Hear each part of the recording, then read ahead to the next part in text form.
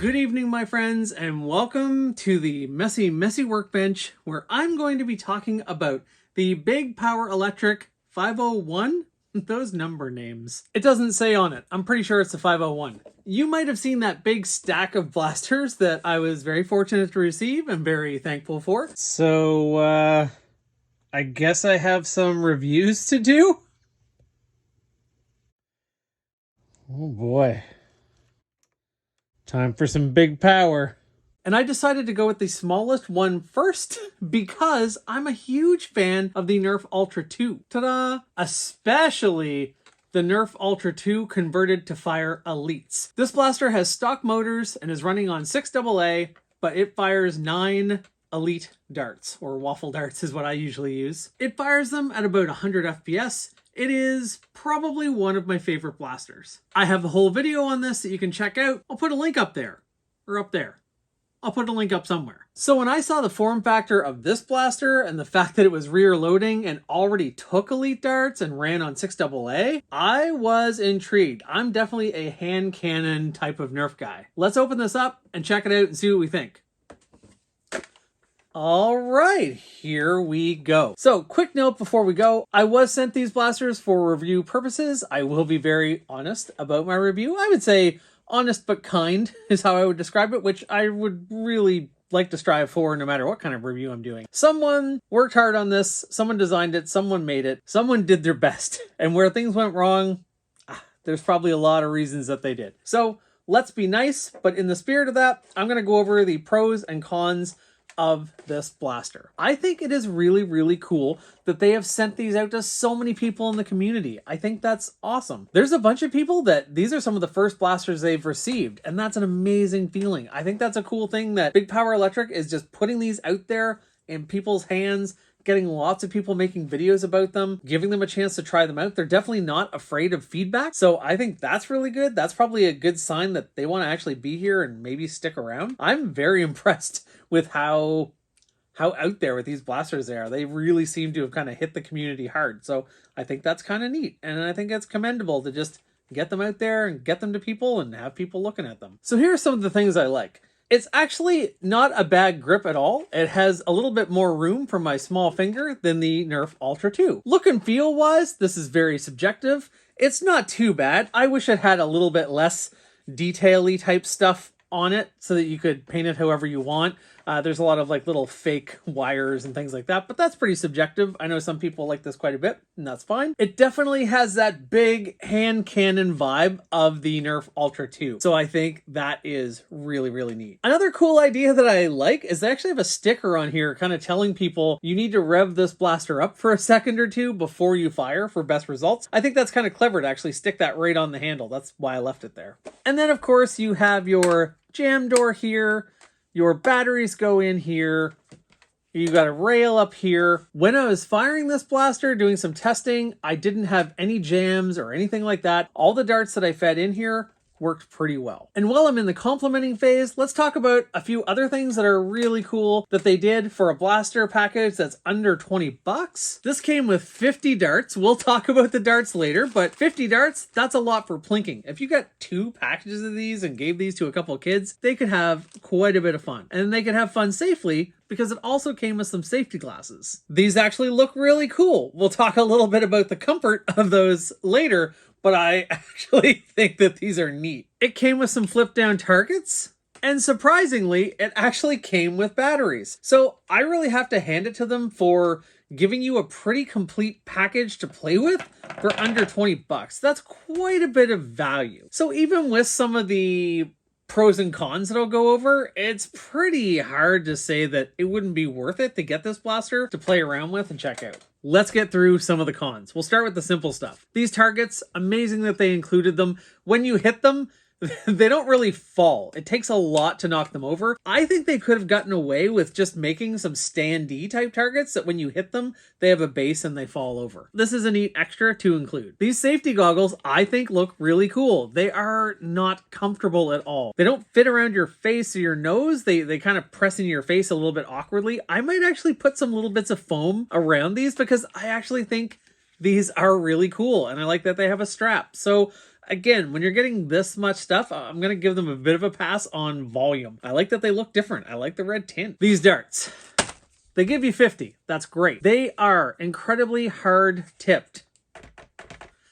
Unlike, say, a chili dart that has a squishy tip. That hard tip, well, one, it hurts a bit more than the average dart if it hits you, but if you're just plinking and stuff like that, maybe that's not too big of a deal. But this dart is also the root cause of some performance issues, so we'll get into that in a second. Back to the blaster and a few of the cons about it as well. Start with the simple stuff. This jam door, when you flip it open, it actually is really awkward to get it snapped back shut.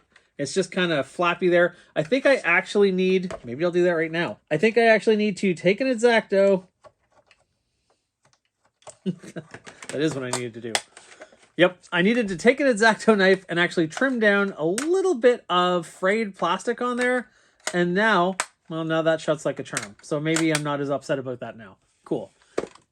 Quality of the plastic, you're not going to confuse this with a Nerf blaster. It's not bad. It's better than some blasters you might find at a dollar store or Dollar Tree to my US friends. But it definitely, when I was unscrewing screws and screwing them back in, I was very worried about tearing the plastic. And actually my battery door doesn't actually seat all the way in because some of the threads actually came right off onto the screw. It feels pretty good in hand, but you have to be careful, especially if you're opening it. Rev and trigger pull is not amazing, but it's always a heavy trigger pull when you're mechanically rotating something, whether it's a small drum like this or a big drum. So it's not really much worse than the Ultra 2. People ask a lot about trigger feel, so I should mention this. If you squeeze in the rev trigger to release the trigger lock, because I can't pull it unless the rev trigger's in. If I just pull my trigger a little bit, it easily rotates the cylinder, but the pusher doesn't go. If I squeeze the trigger in the full way, then the pusher goes. It does give you a way to kind of easily rotate the cylinder for loading or whatever. It's still a pretty good trigger feel, I think. I think it's maybe snappier than the Ultra 2. Maybe because that pusher is simpler. And the internals of this are actually quite clever in how simple they are. We'll go and we'll take a look at that later. We have a great big pusher there pushing in the dart. So that's pretty cool. I guess I was talking cons, wasn't I? But that's a pro. The design of this is pretty simple, and inside of it, there's quite a bit of room. Let's get though to the biggest con. This runs on 6AA. Any 6AA system really should be getting you mid to high 90s, maybe 100 when you're firing darts. That is in line with the Dart Zone Spectrum or any Dart Zone blaster. 6AA should easily get you 90s, maybe 100. With 6AAs, with the included ones that they gave me, while I appreciate them, I was getting high 50s. When I switched over to regular alkalines, I was getting mid 60s. That, to me, was not acceptable for a 9-volt 6AA battery system. Firing the darts that came with it.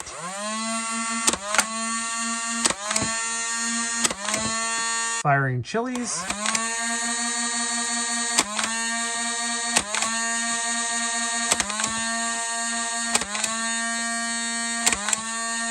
Nerf blasters on 4AAs can meet or exceed that. So that was a bit disappointing. And it turns out after opening this up, the reason for that is the crush is very low on this blaster. It uses weird ridged concave wheels, and I think they're accounting for how stiff these dart heads are. You couldn't have a high crush system with these darts, it would jam the flywheels. I don't know, in a world where things like this can be produced so cheaply, I am not sure why no one can produce a cheap, decent dart. All of these types of blasters always have awful darts. If you're watching this, take note, hard tip darts, bad. We don't like them in the hobby. That meant when I did my kind of regular thing to go and just beef this up a little bit, I thought about just adding a little bit more power and leaving everything stock. I didn't really get any more performance because that crush was a limiting factor. Oh. Here's these flywheels I was talking about. I don't know if you can see that, but see there's kind of bumpy ridges here, but then in the middle, there's kind of a space, and I'm assuming that's to allow that hard dart tip to actually come through this flywheel. So these are very strange flywheels. I will keep them for a rainy day. You might be saying, oh, the flywheels are outside of the blaster? Well, yes, they are. Because at the end of this video, there's also an entire mod guide.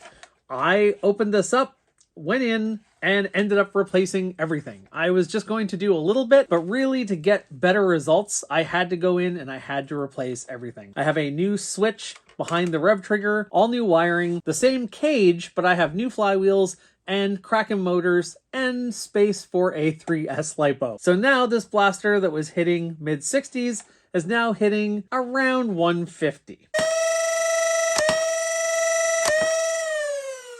I would advise now not using those hard tip darts now that this is hitting at 150 FPS.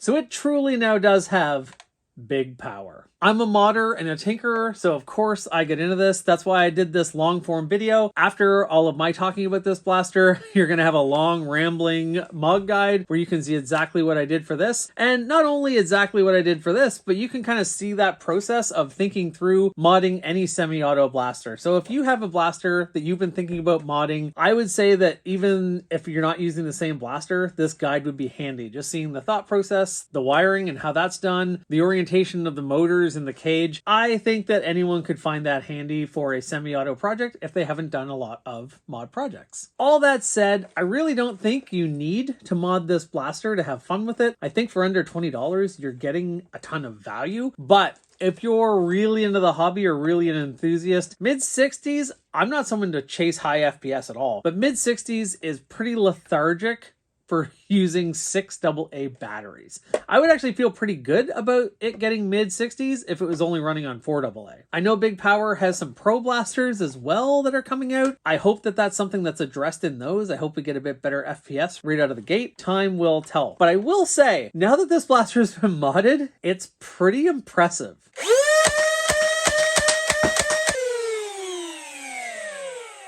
That now fires laser beams at 150 feet per second. This is pretty cool. I would say worth modding. I was doing it for the fun of it, and I'm actually really glad I did. I don't know if I'll mod every one of the blasters. Some of the other reviews might be shorts. I like to keep the long form too if I'm doing mods or going into a deeper dive. This is now pretty cool. I hope you stick around and check out some of the mod guide after this. I mean, you got to admit, if you show up at a war with this is the ultimate sleeper. Nobody is expecting 150 FPS out of this bad boy. I think that's pretty cool. I love sleeper builds. Let me know what you think of these Big Power blasters. If there's one you'd really like to see next, I'm leaning towards doing that kind of Ultra 1 clone next because I really like the Ultra 1 and I like that it's all ready to fire elites. Just like I really like the Ultra 2, but I like that this is all ready to fire elites. I do wish it fired 9 or even 8. 7 feels a little bit low. Feels like we have a lot of room back here, but I can live with that. Thanks again so much to Big Power Electric for sending these along. I hope you don't mind that I played around and messed around with this blaster. That's what I do. But really, there's a lot of potential in this series.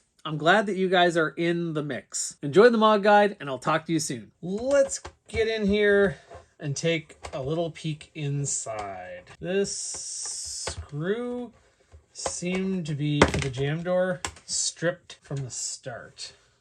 Where's my X-Acto?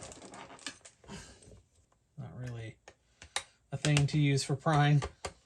I was hoping it would be easy to get out. I guess I could use my trusty nylon pry. There we go. Yeah, that's... oh.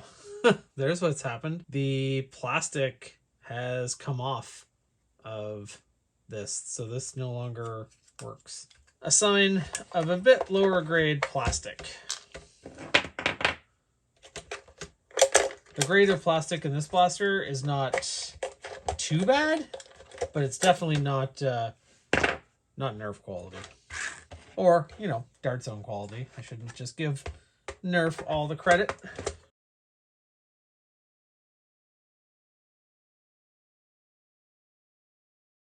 Pretty simple inside here. A little trigger lock here. I can't pull this unless the rev switch is in. We pull this.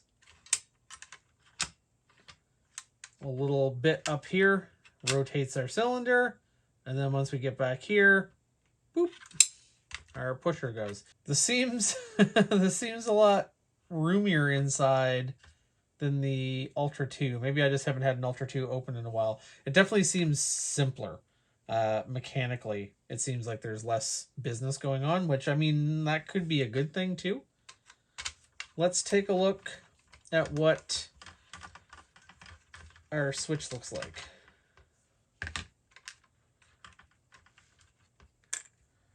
That looks just like a regular Nerf switch to me. Pretty small gauge wiring. That might even be smaller than stock Nerf wiring, maybe. I do like they have some dampening foam here to deaden that a little bit. Oh, these wheels are... Am I going to steal these wheels for my gauntlet project? No. These wheels have like ribbing. Neat. They have ribbing on the outside, but then they're also concave. Interesting. Here is your close-up view. So we unscrew this, we remove this switch cover. We have kind of our standard looking, not very expensive switch. Some really, really small gauge wiring, it looks like. Let me see if I can get you a view of those wheels. Here's another viewpoint there. They're kind of they're a mix. This is foam on here too to kind of dampen that sound a little bit, I guess. So the mechanism for this, I don't want things to go flying everywhere, but we have this manual lock here. So this gets pushed down. When the rev switch goes in, this gets pushed down. That allows our trigger to go back. And when our trigger goes back, this bit rotates the cylinder. And then once this kind of edge of the trigger goes back far enough, it pushes on this and pushes in a dart. Maybe we'll put these in the other half of the shell for right now.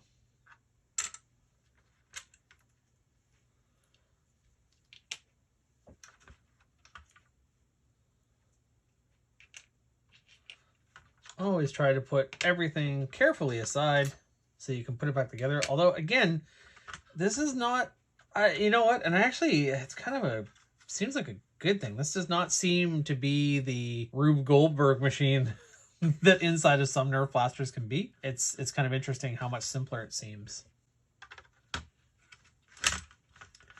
Good and bad, I guess, because the trigger pull is not as smooth as the Ultra 2.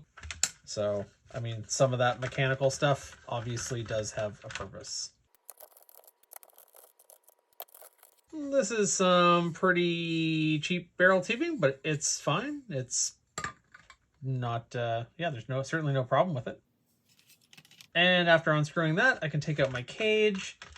Oh yeah, look at this. Wow. This has kind of the same sort of retention wall here that the Ultra 2 has. Definitely inspired by the Ultra 2. All pretty simple. Let's snip this and snip that. And we'll snip this. There we go. Some clips here holding on. We'll use our nylon pry to take off that clip.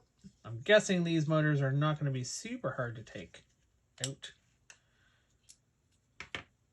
Here's a better look at our flywheels. They're kind of interesting. What is the crush like?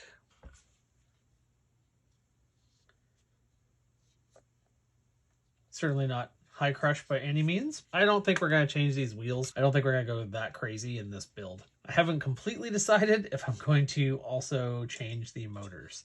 I don't think so, though. I think I'm just going to add more power in honor of this being a big power blaster. What I am going to do is replace this switch. Put that in there for a minute. Yeah, we'll mount that just like that. So we'll do a little bit of drumming.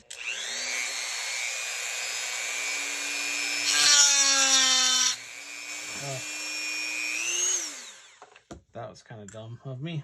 Things flying away. Move all this stuff while we're doing this.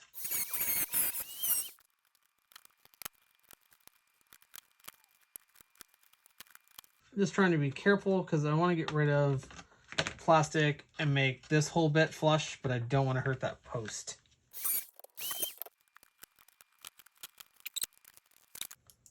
A much clickier switch in there. One thing, there is lots of wire channels and lots of room. I'm probably going to have to make some of those channels a little bit bigger for my new wiring, but that's okay. Something else I'm going to want to do is I might,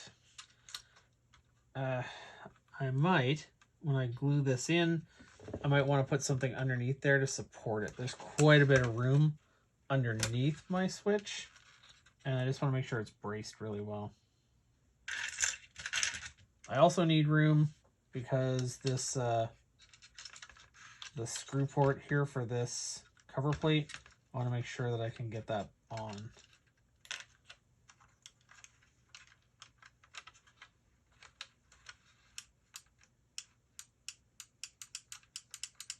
I have some junk plastic here from a mag holder.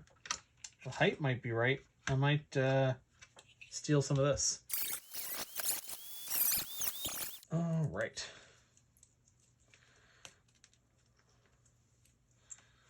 Our pieces here. We are going to end up gluing that right in there, like that.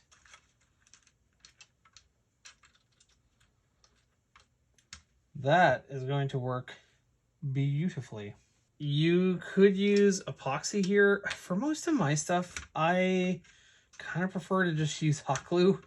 I like the thought of being able to take things apart a little bit if I need to. And hot glue is, I don't know, it's pretty sturdy. I have a lot of blasters I've modded just using hot glue instead, and I mean none of them have failed at all. I use pretty copious amounts of hot glue and put it in spots where it's kind of reinforcing itself. It's not just kind of hanging out there, and it seems to work great.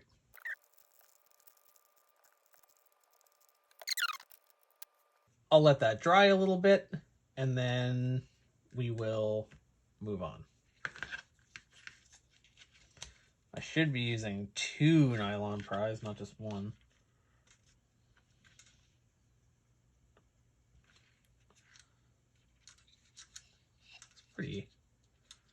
Seems pretty stiff on there. There we go. Just took some careful force. Just want to be careful to not break any of this plastic.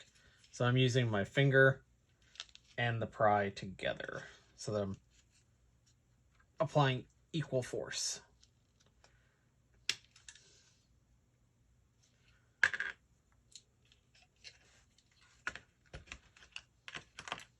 Standard size motors. Maybe we will throw in some different motors and see what happens. I'll put a little bit more glue in here. And you're probably seeing why I've never had any issue with anything going anywhere.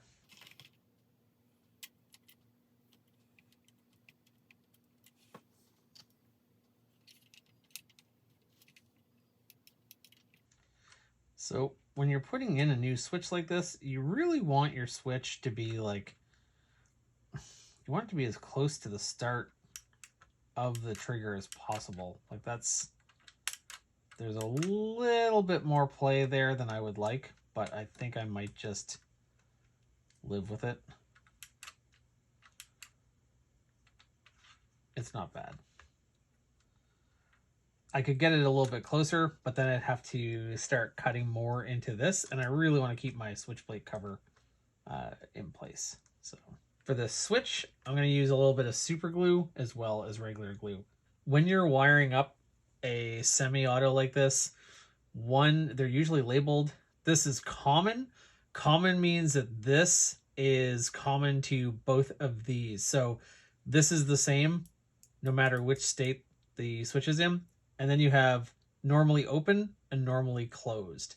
Normally closed means that it is normally a closed circuit. So if you were wired to the common and this, it would actually, your flywheeler motor would actually spin until you press the button. So you want to be wired to the common and normally open.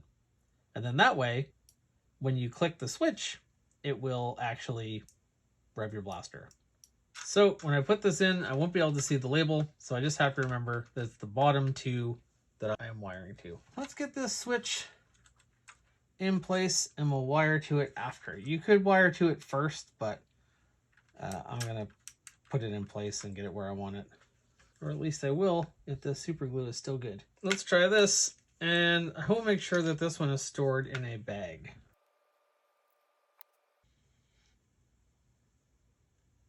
All right, we are just going to let that set for a bit. I recently bought 50 Krakens for a project, and what the heck? I'm going to put a couple of them in this. When you are putting in motors, always remember, there we go, always remember to have your polarities reversed so that the wheels spin in opposite directions. Otherwise, your darts will not go anywhere. We could look at changing the flywheels too.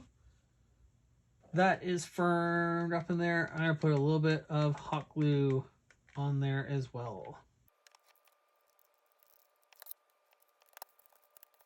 Wiring for this will be pretty simple. It'll be a strife style wiring bit. What that means is for a semi-auto, we're going to run our negative from our battery.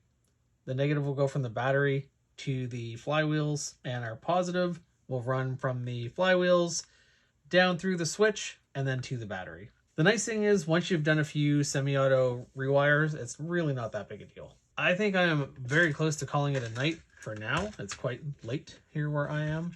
But I think really quickly, I might just take a little peek at the demolition needed for the battery tray. I always like to remove the old metal bits because we don't need them. Just bend those tabs up. They weren't really very tight in there to begin with. And then we pull them down.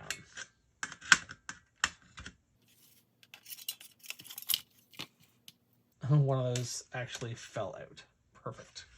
Means in here we just have, oh, that came out very easily as well. So all of that is gone. And then what we'll do is we'll take our Dremel. I don't know actually if we will take our Dremel or not. We might be able to just rip out this thing. I wonder how close we are to a lipo fitting in there. Pretty close, but not quite. So we will need to do some destruction in there. I think what we'll do is we'll just cut out this whole bit here. There's quite a bit of room in the shell, is a good thing. I'm not usually too concerned about being super clean with battery compartments since you can't see them. I will say if I was doing this for someone else, I would be a little bit tidier. Just cleaning up some of those rough edges.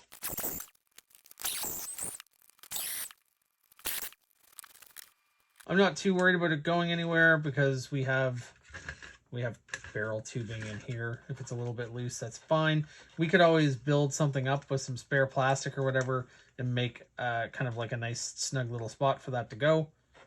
There would be room in here, it looks like, for this battery and alarm pretty easily, so that's great. We are back. It's a new day. I have so many other things I should be doing, but I'm going to spend a few minutes on this. Over the evening, I did some contemplating. I think I am going to try new flywheels. Part of the reason for the performance of this is pretty low crush. So now that I've put these back on, I'm going to see if I can get them back off. Again, you want to apply even pressure when you can. And you really shouldn't take flywheels that you plan to use on and off a million times if you can help it. But I've definitely taken flywheels on and off a couple times before. Doesn't seem to have hurt it that much. That's going on a lot harder, so I want to be sure that I don't need to trim before I put these on. These worker flywheels are definitely bigger than these stock flywheels. I have actually cracked this cage. I'm going to put some super glue on it. It's not all the way off, so I'm going to put some super glue, and I think hopefully it'll just kind of hold in there. I guess I wasn't being quite careful enough. I wasn't being quite careful enough when I was pulling off those wheels. These wheels just don't have enough crush. So I have changed my mind yet again, and I'm going to put the worker wheels in here. Never had a cage break like that, so take that for what you will. You know, in all fairness too, it's not like the intent of this blaster is to mod it, but I don't know. For a lot of you that follow along and do mod, I just feel like it's kind of nice to give you guys a bit of a look at what you'd be getting into if you did decide to.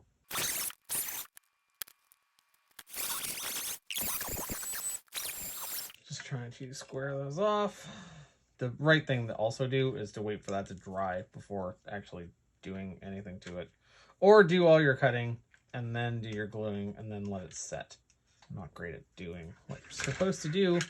I'm not always super patient. It's not a massive deal to be missing one post,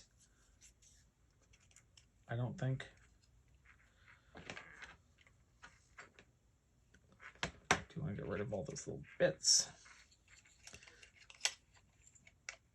And yeah, that's lots of room. Once these flywheels are on, they are not going anywhere probably without me destroying this cage, so.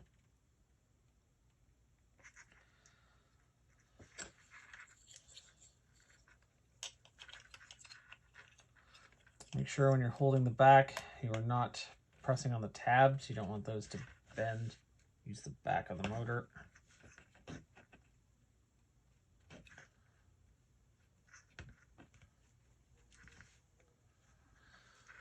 Let's see. Quick line up here. I did notice that with the stock cage and the other wheels, it wasn't totally completely lined up with the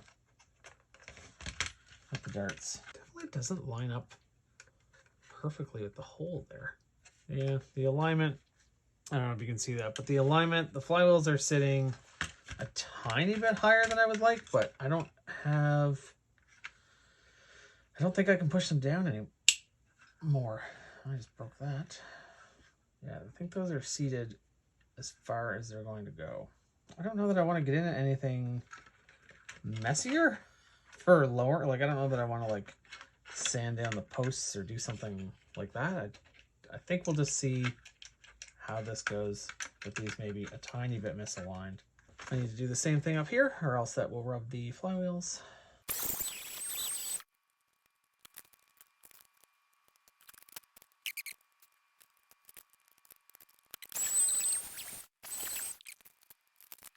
So I'm not showing every single thing here, but I mean, basically you're just trimming little bits at a time until your flywheels are not rubbing.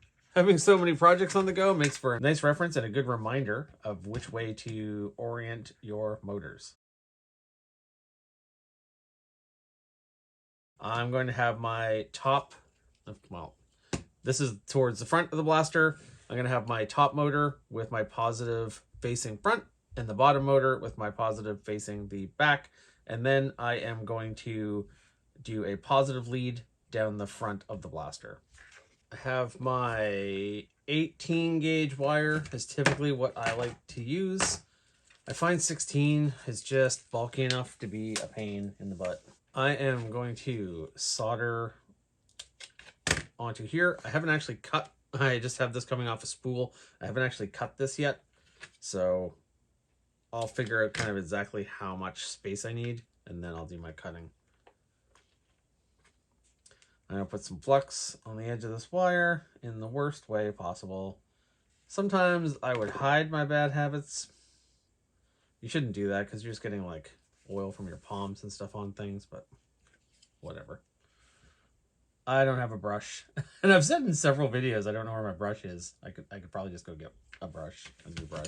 I am going to stick that through that lead.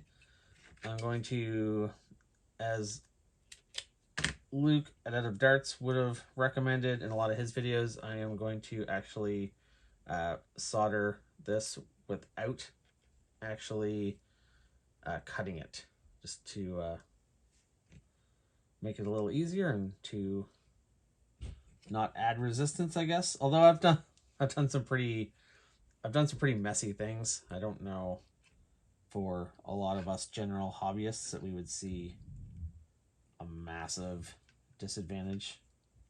But tin my tip.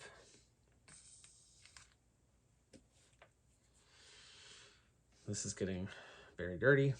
I have I have not very much solder left from my roll of solder, but I have a big new order. So we'll use up the rest of this and then we'll switch over to that. So we tin that. Boop. Good solid connection there.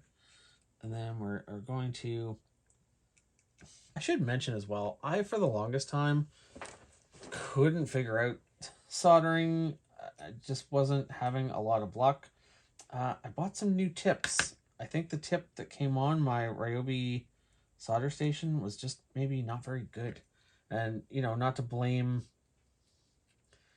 equipment for things, but it's really been a night or day difference. All right, so I put that over, a little bit of flux on there. I put that right over like that. I'm sure some of my friends are seeing me dab on flux with a finger and just recoiling. And that's, I get that.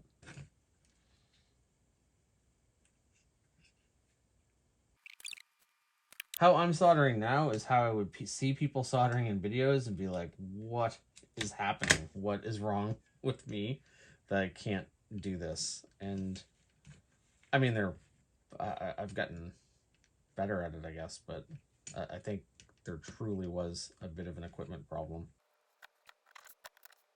I'm just using this X-Acto knife, hobby knife here to just create a little gap. I'm not cutting anything or anything. I just create a little gap and place that over my post.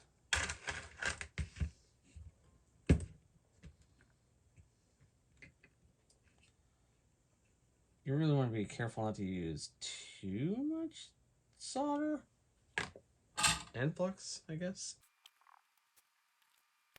All right, so let's take a look at some wire lengths here. We're going to need this to feed up to go through to here. It's a little bit wasteful, I guess, but I would far rather have too much than too little. So I'm going to cut probably around here. That'll give me lots of time to snake around, put on an XT60, and I'm even thinking of putting a cutoff switch in. I don't know if I'll bother, but whatever. We'll do that much room there. And then for this one, we're going to want to snake down here. I'm just doing it kind of roughly.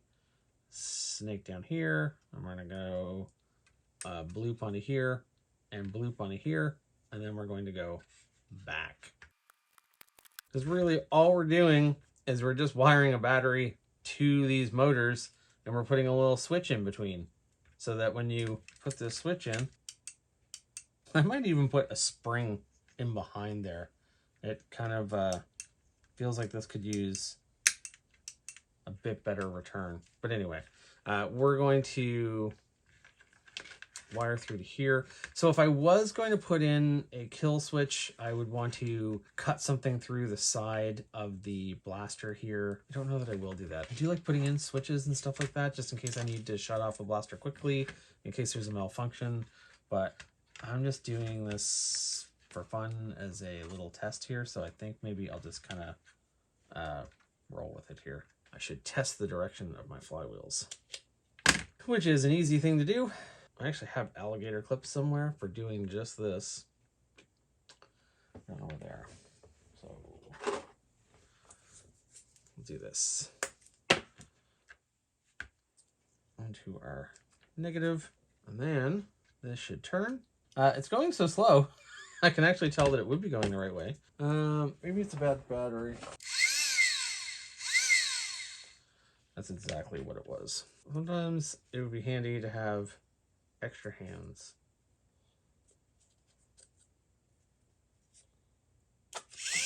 There we go. It went through the right way. That's all I really cared about. Oh, I did do... Darn it. I did do kind of a silly thing here. I wired it as if my wires were going... As if my wires were going down. All right, well, I'm glad that I put quite a bit of wire up here. Let's snap on this little motor bra here. Screw that's supposed to go in there? I could put a screw in there. I don't remember. I could go to the playback and see, but I'll just put one in. I have lots. That nestles in right in there. This is no problem because this will go up here. And then there's a couple other wire channels here. I'm just going to use the existing ones and just simply make them wider. And keep in mind, you're going to be running the wire through there twice because it's got to go there and another wire has to come back. So like this, through there, and through there, down to here, and we're going to go into the, I'm going to snake around like this. Let's cut this anyway.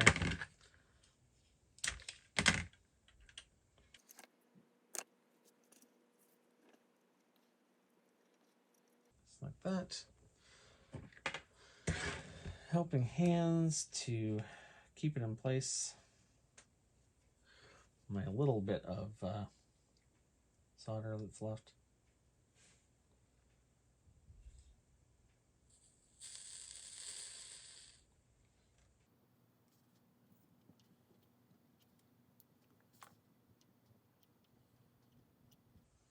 Seems pretty solid. I think this wire, this bit is going to be long enough, so I'm just going to use it. I'm going to poke that through there a little bit. Sometimes I will use a hobby knife and bend a wire back a little bit. I've done cleaner, but I've done worse. Snake up through there. Snake. Snake. I wish this was a bit longer, but there we go. Just like that.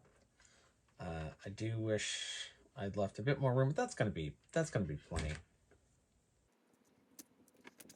I always keep all my scrap little bits of wire as well, because you just never know when you're gonna need a little bit. I try not to be wasteful all the time. I'm just gonna check and make sure that our blaster here is all going the right way.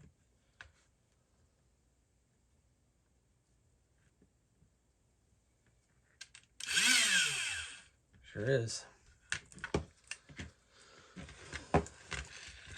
Let's get an XT60 on here.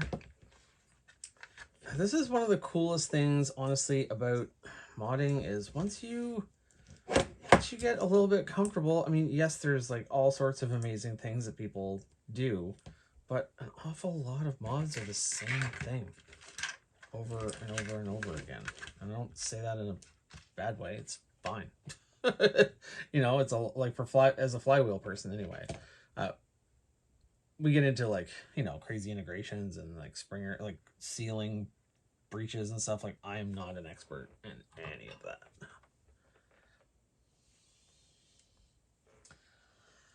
I keep misplacing the world's tiniest roll of solder.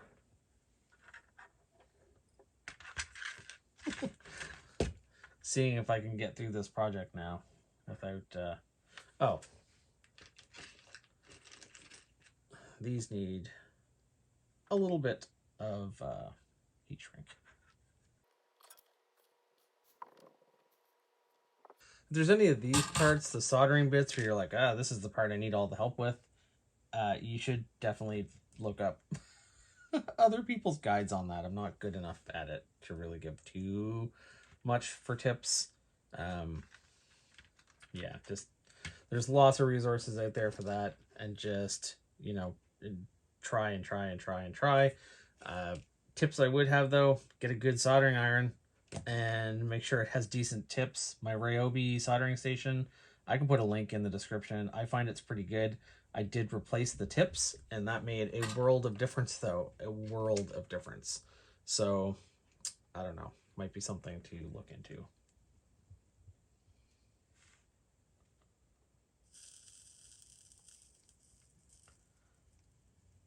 Because before, people would talk about, they'd say, you know, like, oh, your solder should just, it should all just flux. It should all just go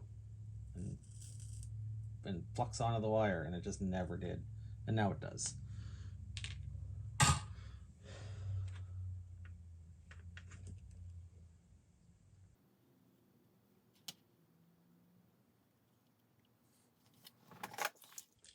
Just to not bother getting out my heat gun.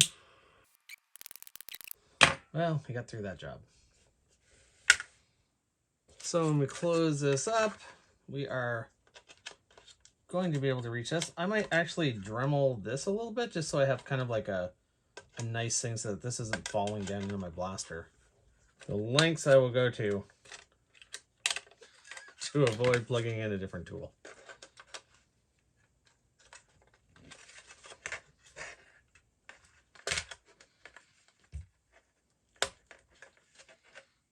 There we go. Let's put this stuff back together.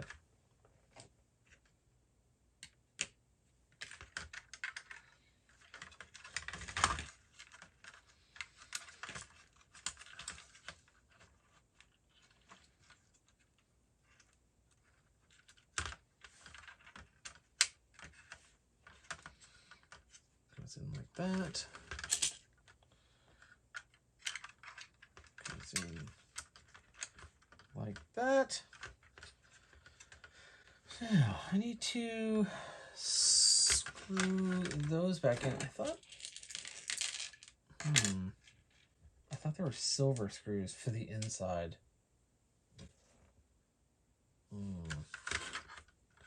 They usually are. We'll just use these regular screws, I guess.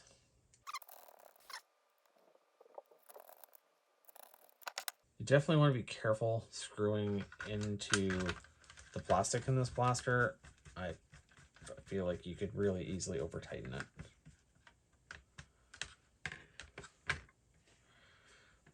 Right from there. Oh, let's put on this fancy bit of tubing again. Just keeps our wires from getting in the way of the darts, which seems like a good idea. Whatever.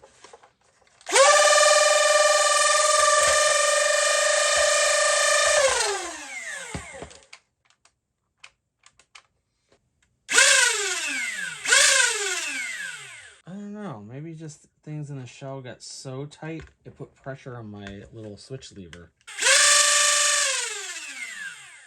That's exactly what happened. I'm having a bit of a problem with that switch getting stuck because of pressure downward on the lever. So I am going to just Dremel out a bunch of this so that there's not as much stress on it.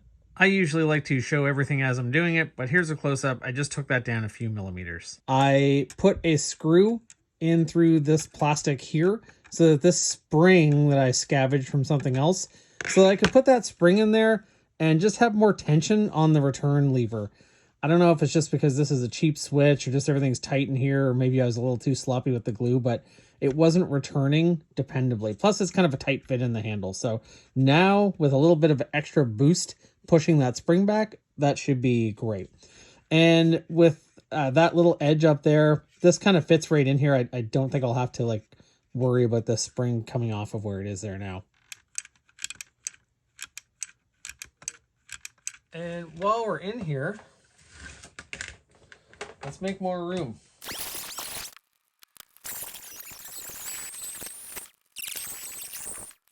Let's try this again.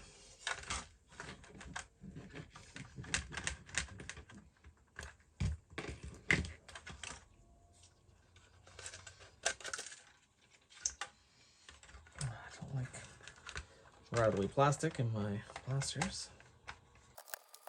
I'm going to try this again, just pressing things together.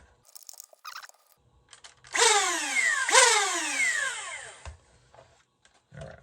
Feel much better about my trigger switch now that it has that return spring. Yeah, it seems to be returning. Even with things closed up nice and tight, it seems to be returning just fine. Always a little tricky figuring out your best placement. Is that going to go in there with that alarm? I might end up having to trim some of the back of the battery door off. I am going to sand down this battery door on the inside here and then button it back up.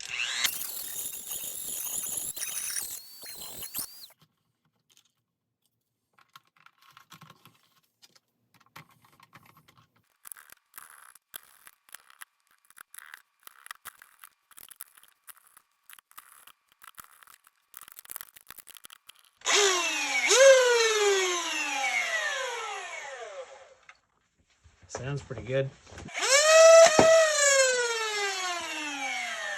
That is more like it. 143. So I'm just finishing up the editing on this mod guide, and the benefit of that is I've had a few days to actually plink around and play with this. I will say that time has made me grow fonder of this blaster, especially in its new form.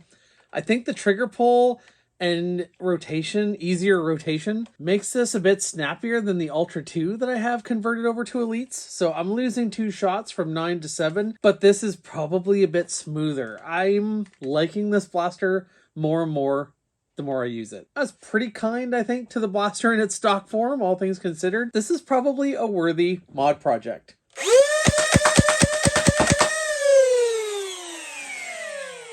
Yeah, it's under 20 bucks. This can make a cool project. I mean, under 20 bucks plus, you know, some parts. But I think it's worth it. I hope you enjoyed this guide. If you have any questions about anything in the process along the way, just let me know. I'm always happy to respond and talk about those things. I am sorry that in the video I kind of jumped around a little bit time-wise. That's because I put this all together and did some testing with those stock flywheels, and I barely got any boost at all. New flywheels for better crush, or I guess a new cage would also work. Something is required to increase the crush, or you just, even with a 3S LiPo, I was only getting like an extra 10 FPS. So anyway, I hope this helped. Let me know what you think, and I will see you in the next big power video. Looking forward to it. I might do the Ultra 1 style one next. Talk to you soon.